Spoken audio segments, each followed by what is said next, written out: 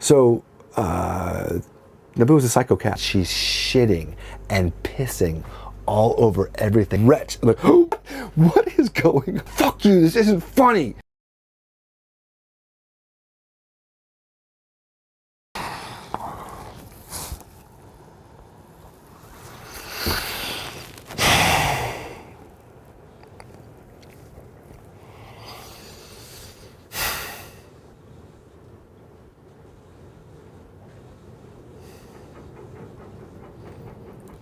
The last battle of Naboo.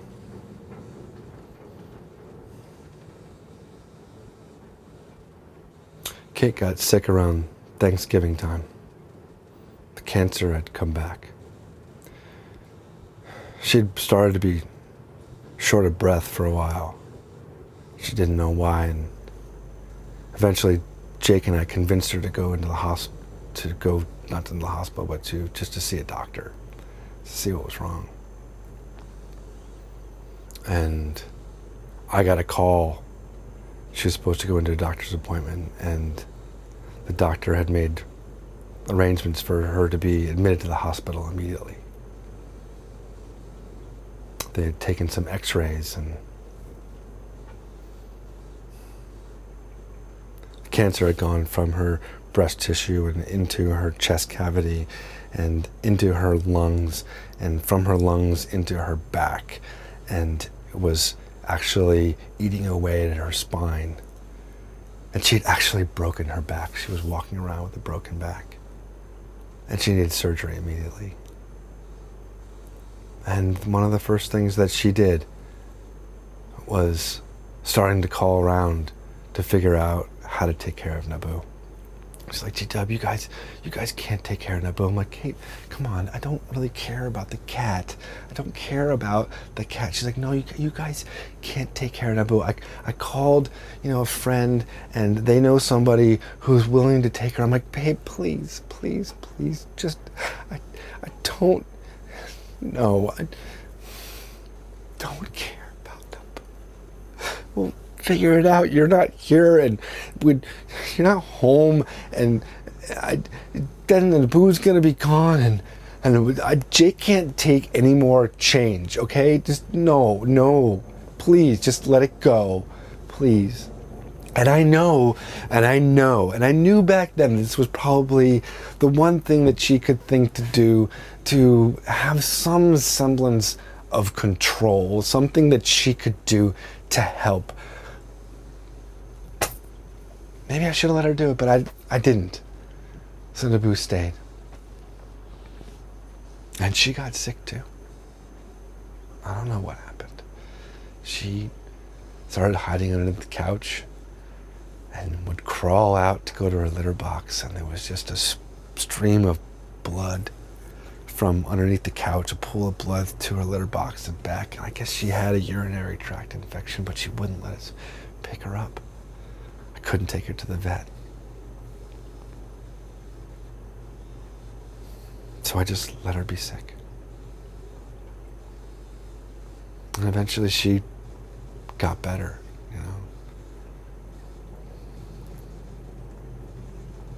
But in March, Kate died. And in June, Jake graduated from high school. And in August, he left for college. And it was just me and Ike and Naboo. And I made a deal with myself that I would not do anything major. No major choices, no moving, no nothing for a year. I gave myself a year. So the following spring, I decided that I was going to move on to a boat. And it had been a dream, something Kate and I had argued at. I was always wanted to live on a boat. And, it is the dream that got me unstuck. Because I was still living in Brooklyn, still living in this apartment, still shopping on Saturdays, still coming home every night and making dinner. I was still running this loop that we had done for the past 18 years of owning pets and having kids and shopping and going to work in order to support this family. But now I was just doing it all by myself. And I needed to get out. So I was going to buy this boat. And I decided that when I moved onto the boat, this was going to be the deadline. I was not taking Naboo with me. I could not live on a boat with a cat and a dog. So I bought the boat in June, and I planned that when Jake went away to school, I'd move out of the apartment and onto the boat with Ike, and I'd find something to do with Naboo. And I put it off for as long as I could. I didn't really want to deal with it. But the time came, and I started sending out Facebook messages, started asking around. Some people volunteered, and then it fell through. And there were, I was like thinking about shelters. And my sister tried to give her away to a shelter, but they actually wouldn't take her. Because apparently you can't just give a cat away. They only take in strays. And if you have the cat and you look like a capable person, the cat's not a stray. So I couldn't even get this cat to a shelter. So there's this shelter by where I was going to keep the boat. And I'm like, okay, so I'm going to just like leave her in front of the door, but they had cameras. So I'm coming up with plans to try and leave Naboo in her carrier out in the middle of the woods, someplace close to the shelter where they'll find her. And I'm like totally stressing out. I'm like, I can't do this to this fucking cat. And then finally, thank God, finally, my friend Elka said she would take Naboo. And she had actually met Naboo, and she knew her whole history. But when they got together, it was like a love fest, and like they were all over each other. So she was like, I'll take Naboo. I'm like, thank God. So Jake went to school, and I moved all my stuff out. I gave all my stuff away, threw a lot of it away, and anything that was like sentimental, I put in my mom's in her garage. And Ike and I moved onto the boat. And I had about a week or two left on my lease. And so the plan was that I would go back every night or every other night, and I would throw some more stuff away. But I would leave Naboo there. And every evening, she would have been alone for a day or two, and she would be needy, and she would, run up to me and run up against my legs and want some affection. So I'd sit on the couch with her, and I'd pet her, and I'd put the carrier up on the couch next to me, knowing that the last night I was going to put her into that carrier. And that's what happened. So a week and a half went by. This was our routine. I'd come in, I'd feed her, I'd give her water, I'd sit, I'd pet, I'd put the carrier next to her. And the last night I came in, and the only thing that was left was the couch, which the super had said they get rid of, the bed in the bedroom, which the super said they'd get rid of, some stray random stuff I was going to take with me, and a corner full of Jake's stuff that he didn't want, including like wooden swords, a Japanese fighting stick, and the lightsaber. So I come in last night, do our routine, get on the couch. She comes up to my lap, and I start petting her, and I pick her up, and I open the door, and I pick her up, and I put her in right at the last second. She goes, "Whoa," and I just push her and close the door. I'm like, oh my God, that was so easy. Oh. And then she's at the cage door, and she's like, I'm looking at her, I'm like, oh shit, I didn't put the blanket in with her. It was like her blanket, like the one thing that was gonna go with her. I'm like, oh shit. All right, so I'm gonna open the door. So I open the door to put the blanket in. I open the door, and I go to push the blanket in, and of course she freaks out, and she runs away. I'm like, oh my God, you gotta be fucking kidding me! You gotta be fucking kidding me! Oh! She runs out, and she runs into the bedroom and underneath the bed. So I run out, and she's under the bed. So I pick up the bed and start, and she runs out into the living room. She goes under the couch. I go under the couch. I pick up the couch and start shaking it. She runs out from under the couch. She goes back into the bedroom. I'm like, oh my God. She finally goes into the kitchen. We do this like back and forth. So finally she figures out what I'm doing, and she's like, I'm not moving. She gets planted herself underneath the bed, and she just sort of sits there. I'm like, oh my God. So I go in the living room and I grab the lightsaber and I turn it on, and whoosh. And I'm like, you fucking cat. And I go in and I go into the bedroom and I swipe another zoom underneath the couch. Underneath the bed. Zoom, and she runs out and I chases her out into the living room and zoom underneath the couch, and we start going back and forth. Zoom, zoom, the couch and then the bed and the couch and the fucking going back and forth. God damn it. Till finally I grab the blanket, I pick it up and she's going towards the couch. And I put the blanket down and she veers off and she goes into the kitchen. I go into the kitchen and I got her cornered in the kitchen and I'm going like got the blanket in one hand, got this lightsaber in the other. I'm like a fucking cat.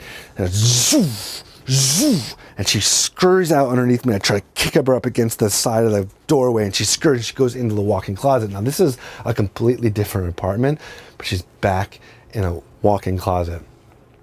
I open the walk-in closet door and it's completely empty. And it's just her in the corner, ears back, paws up. And I come after her, I look at the lightsaber and I throw the lightsaber down. I'm like, I know how to do this, you fuck. Take the blanket and I go into the corner and I grab her in the corner and I wrap her up into the blanket. She's like a fucking Looney Tunes character. She's fucking blanket. And I go into the fucking living room. I grab the carrier, open it up, and I shove the whole thing in and I close it and fuck you. I win. I win.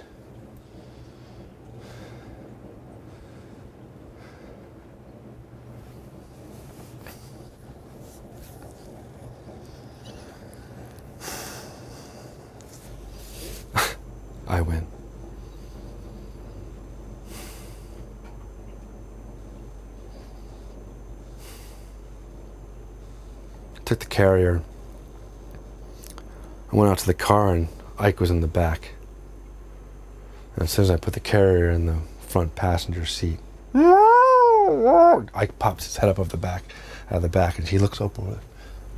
And Ike was the only one in the house who ever figured this cat out. I mean, nobody could figure her out but him. I mean, there would be times where they would be on the couch, I could be passed out cold, and Naboo would be right by his head, and he'd just be completely relaxed, dead asleep on the couch. And then there would be times where he would not even go in anywhere near her. He wouldn't even go in the same room with her. I don't know how he knew, but he did. When we got her, and when we got him, she was already there.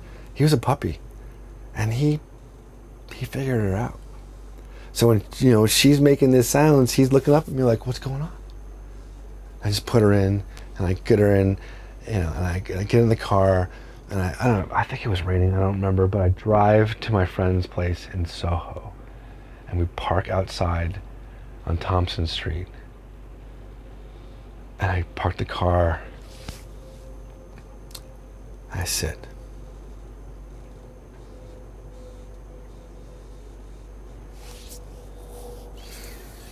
I had my hands on the wheel.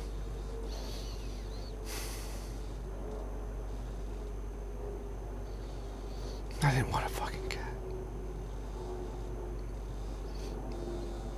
I didn't want a cat. Didn't want a cat. Didn't want a cat.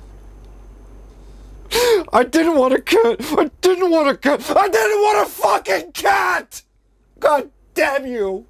Fuck you. Fuck you. Fuck you. I didn't want a cat. I didn't want a cat.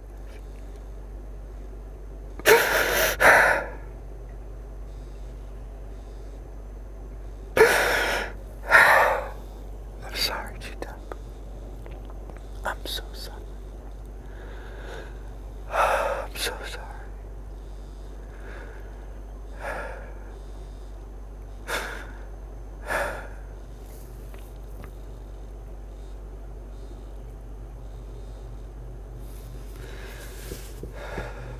Kid had gone through surgery and through chemo. and radiation.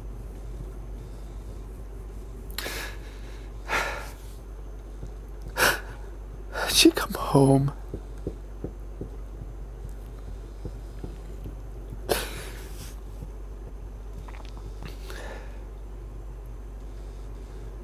I have to get up in the middle of the night, take her into the bathroom, and sometimes she wouldn't make it. I'd have to wash her.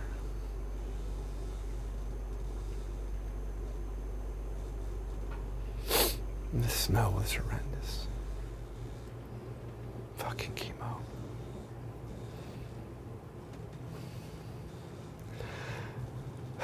And it was in the middle of the night.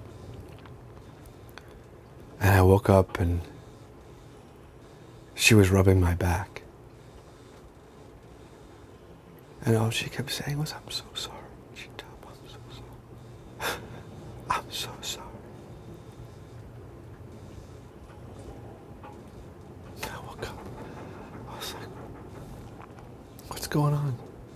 I said, "I'm so sorry. I'm so sorry." And I knew that she knew everything that I was going through and everything I was going to have to go through. And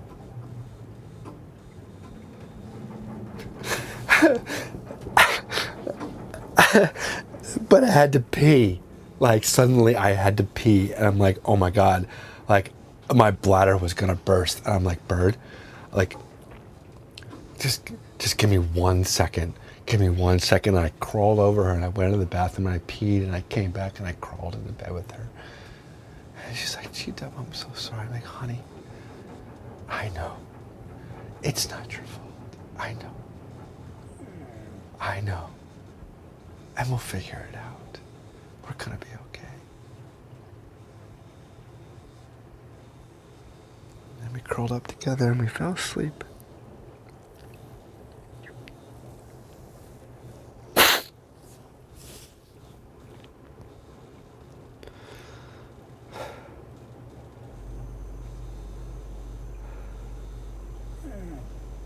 So I sat out in front of Elka's apartment at Thompson Street.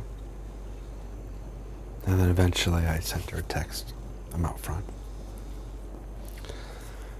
And she's okay, I'll be right out.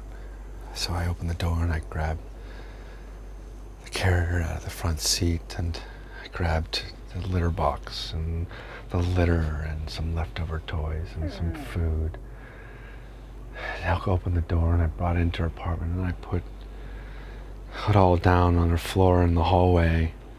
And I tried to explain to her feeding and all the routines. And I was like, and she's like, I know, it's okay. I'm like, I gotta go. I gotta go. I'll talk to you later, okay? It's like, no, it's okay. Just go. So I went out of the car and I got in the car. And I put his head up. I know, bud. I know. I'm doing the best I can, okay? Hey, put his head back down. I stared out the window, turned the car on, flipped on the windshield wipers, put the car in gear, and I drove away. And that was the last battle of Naboo.